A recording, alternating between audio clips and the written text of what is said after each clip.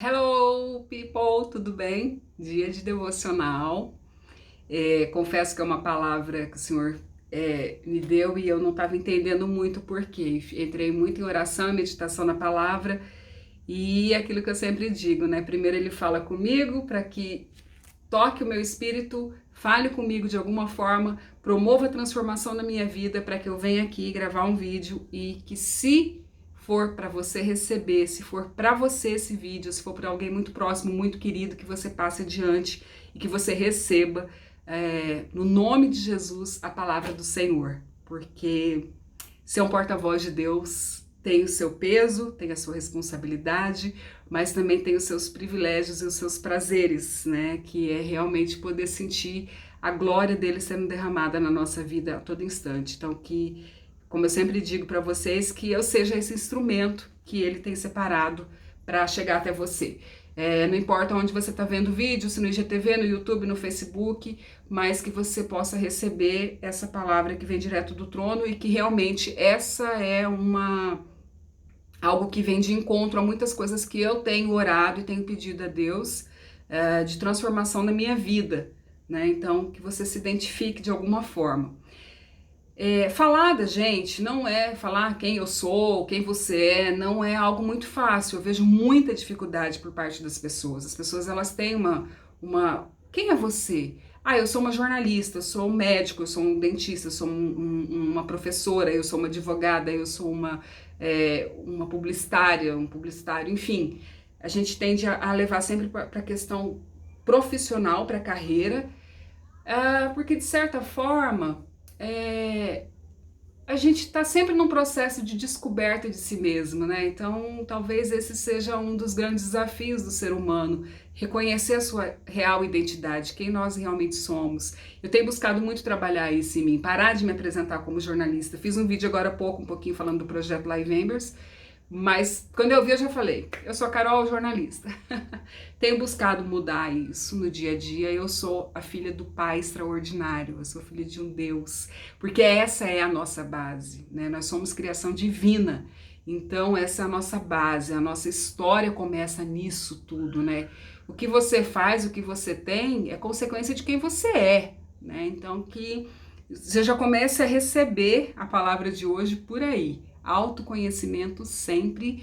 Nunca vou deixar de falar isso. Se você já me acompanha há um tempo, vai cansar de ouvir sim, mas fica aqui comigo até o final porque a palavra de hoje é muito poderosa e tem a ver com isso.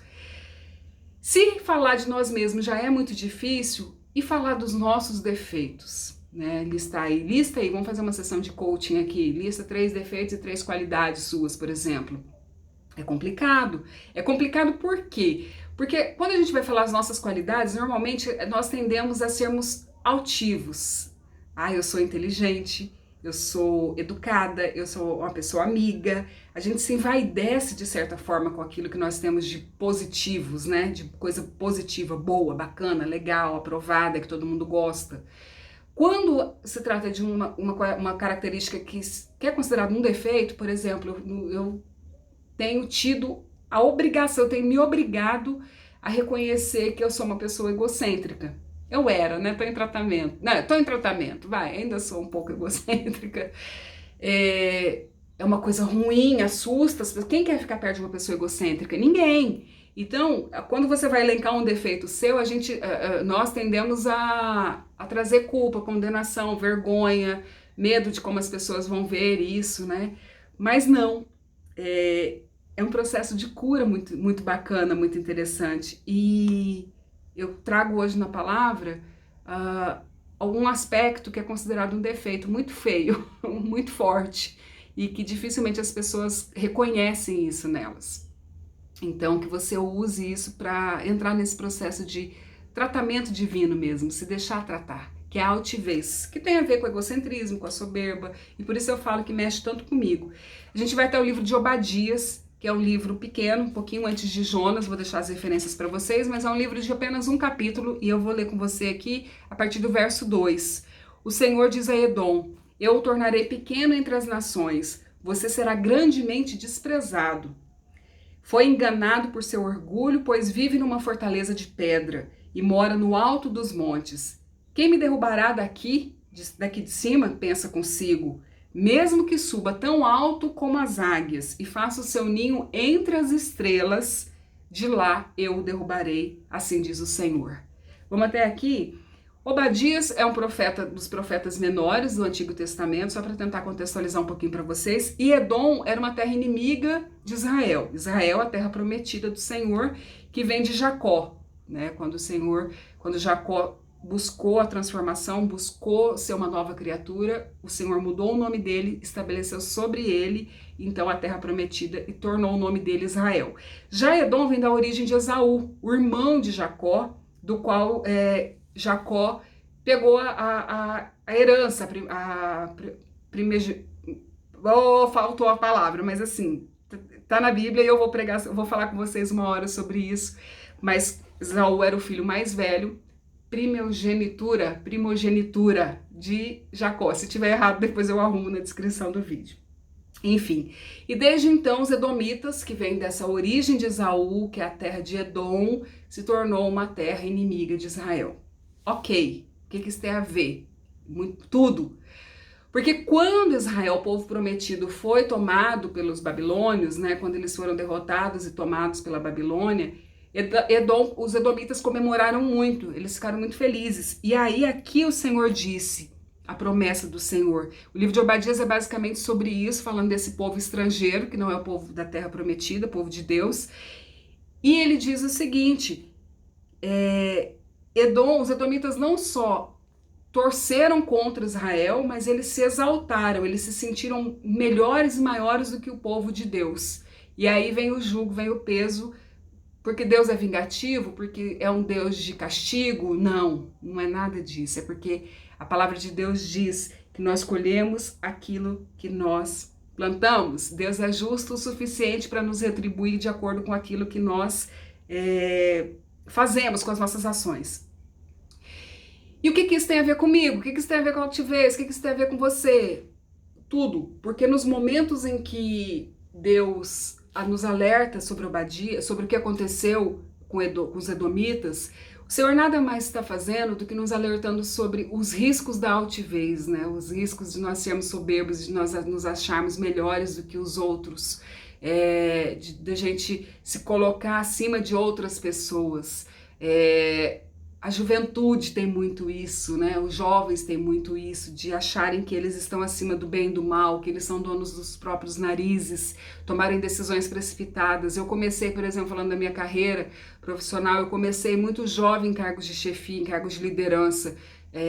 Aos 25, 26 anos eu assumi a direção de um jornal. Então, assim, eu tive muitos momentos de arrogância, de prepotência, e desde então, ao longo de 12, 13 anos da minha carreira, eu sempre ocupei cargos de liderança, ora como dona do próprio negócio, ora como funcionária de grandes empresas, grandes entidades e com funções de grande destaque. E hoje eu vejo que em muitos momentos eu não estava pronta para aquilo, porque vinha essa altivez, vinha essa soberba intelectual, né? E hoje o Senhor me leva a esse lugar para mostrar como não vale a pena, como Ele nos fez para sermos altruístas, para que a gente possa realmente olhar para o outro com amor, para que a gente tenha no outro essa compaixão pelas pessoas, né? E como que o altivo não agrada o Senhor, também fala em Provérbios isso, mas adiante um pouquinho, Obadias, ele continua dizendo o seguinte, ele orienta, né, ali ó, no verso 11, quando eles foram, aqui ó, no 10, por causa da violência que cometeu contra os seus parentes, os israelitas, tem a ver com aquilo que eu falei, você será coberto de vergonha e destruído para sempre. Quando eles foram invadidos, você se manteve afastado, não quis ajudá-los. Estrangeiros levaram a riqueza da nação e tiraram sortes para dividir Jerusalém, e você agiu como se fosse um deles, como os estrangeiros. Então, quantas vezes nós vemos nossos irmãos, uma pessoa próxima, não próxima, e a gente simplesmente tem raiva dela, não gosta dela, tomou ranço daquela pessoa e torce pela queda dela. Tá aqui então o Senhor nos mostrando o que acontece com as pessoas que agem dessa forma. E isso vale, como eu sempre falo, para cristãos e não cristãos. O cristão, na verdade, ele tem que ter um cuidado muito grande com a altivez espiritual. É aquela pessoa que ela se acha mais santa do que o outro, porque ela ora mais, porque ela jejua mais.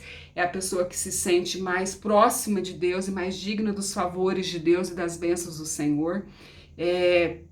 A pessoa que ela acredita que por ela ser um escolhido, um chamado, ter um chamado do Senhor, estar fazendo isso, ela vai ser melhor do que os outros. Ela pode fazer e acontecer, que nada vai acontecer com ela, né? O peso disso, das suas ações, não virá sobre ela. O profeta Obadias, se você puder ler tudo depois, leia. O profeta Obadias nos mostra que não é bem assim. Ele diz que quando nós temos a oportunidade, quando não temos também, mas quando somos omissos, quando somos vingativos, quando nos achamos acima do bem e do mal. Hoje está difícil aqui a boca. Quando nos achamos acima do bem e do mal, tem o seu peso. Então, eu oro para que, assim como tenho buscado no Senhor essa mudança, tenho buscado essa humildade que vem do Senhor, me espelhando mais em Jesus, na forma como Jesus sempre teve compaixão pelas outras pessoas, que eu oro para que você receba essa unção, que você receba esse desejo ardente no seu coração de uma mudança de postura, de uma mudança de vida, mas principalmente que você busque nele e que você reconheça, como eu disse lá atrás, anota o que está te incomodando hoje, na sua personalidade, na sua maneira de agir. Será que você não tem perdido coisas, pessoas, bênçãos ao longo da sua vida por conta dessa postura altiva? Quando eu não tenho nada, eu sou humilde, eu sou de boa, eu sou tranquila, eu sou super acessível. Mas quando o Senhor me leva a uma condição um pouco melhor, seja ela financeira, seja ela ministerial, seja ela qual for, eu logo me distraio, eu logo esqueço a minha essência, que deve ser como a de Jesus. Pensa sobre isso, esse é o devocional. Eu sei que não é uma palavra fácil, é uma palavra dura, mas é uma palavra transformadora se você realmente quer repensar os seus passos, repensar a sua caminhada, repensar a sua vida e o seu presente e o seu futuro. Que o seu passado sirva de elemento de transformação, né, como uma referência daquilo que você quer mudar. E se em algum momento você esteve já nesse lugar de humildade, se você já buscou isso no Senhor e teve isso, que o seu passado sirva também de uma referência positiva, de uma referência boa. Aonde foi que você se perdeu? Em que momento você deixou essa característica tão bacana, que orgulha tanto o coração do Senhor, de lado e passou a ser essa pessoa talvez soberba, altiva, egocêntrica, uma pessoa que só pensa em si mesma, uma pessoa que não importa com os outros, às vezes até importa, mas é você sempre em primeiro lugar, não no sentido de autocuidado, que eu sempre defendo aqui, mas no sentido de estar acima do outro. Tá bom? Eu quero voltar nesse assunto porque eu tenho uma referência fantástica de uma pessoa que venceu, tinha tudo para ser isso, essa pessoa soberba, altiva, do Antigo Testamento também, mas que venceu tudo isso porque ela se mostrou vulnerável diante do Senhor. Que Deus te abençoe, fica com Ele, e se você está vendo esse vídeo hoje, sexta-feira, tenha um excelente final de semana. Até logo!